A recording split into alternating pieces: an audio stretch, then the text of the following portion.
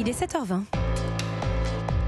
Bonjour Nicolas Bouzou. Bonjour Dimitri, bonjour à tous. Avec vous l'édito éco sur Europe 1. Tiens, à propos d'industrie, on en parlait avec Nicolas Dufourcq à l'instant. Ce matin, vous voulez attirer notre attention sur le boom de la réindustrialisation américaine. Ah oui, c'est énorme. Pour l'instant, le grand gagnant de cette course à la réindustrialisation, dont on parlait il y a quelques instants avec Nicolas Dufourcq, eh bien, c'est très clairement les États-Unis. Et c'est d'ailleurs en grande partie grâce à la politique de Joe Biden. Alors, il y a eu un papier il y a quelques jours dans le New York Times de Paul Krugman. Donc, Paul Krugman, c'est le prix Nobel d'économie, bien évidemment, qui explique parfaitement ce qui est en train de se passer.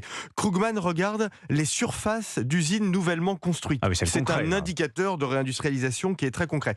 Pendant le mandat de Donald Trump, on voit qu'il ne s'est pas passé grand-chose. Depuis un an, ça suit une courbe exponentielle. La courbe est incroyable. La réindustrialisation américaine est ultra rapide, surtout dans le secteur de l'électronique. Et comment on explique ces résultats ?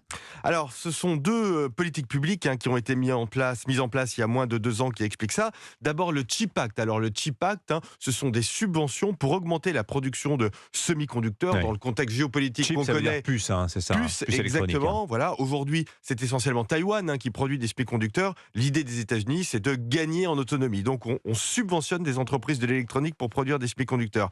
La deuxième politique, c'est l'IRA, l'Inflation Reduction Act, dont on a souvent parlé ici, qui n'a pas grand-chose à voir avec l'inflation. En fait, ce sont des subventions aux entreprises industrielles américaines pour qu'elles se décarbonent. Bon, au-delà de l'économie, ce que l'on voit, c'est que les États-Unis sont en train de devenir le leader des technologies de la décarbonation. Et puis du point de vue politique, c'est très important. Dans le contexte de campagne électorale aux États-Unis, Biden réussit à réindustrialiser là où Trump a échoué à le faire, alors même que c'était l'une de ses priorités. Alors en France, justement, est-ce qu'on a un compteur des surfaces d'usines qui ouvrent ? Alors je vais regarder, les surfaces de permis de construire, pour le coup, de nouvelles usines, elles sont bien orientées, elles sont même à un plus haut. Alors, ça n'a rien à voir avec l'ampleur de ce qui se passe aux États-Unis, on va pas se mentir, mais enfin on voit qu'il y a quand même un début de quelque chose. Bon, l'enjeu pour la France aujourd'hui, c'est très différent des États-Unis. Pour nous, c'est de simplifier les normes pour construire des usines et de raccourcir les délais, surtout pour faire en sorte qu'elles ne mettent pas 15 ans à être opérationnelles. Mais enfin,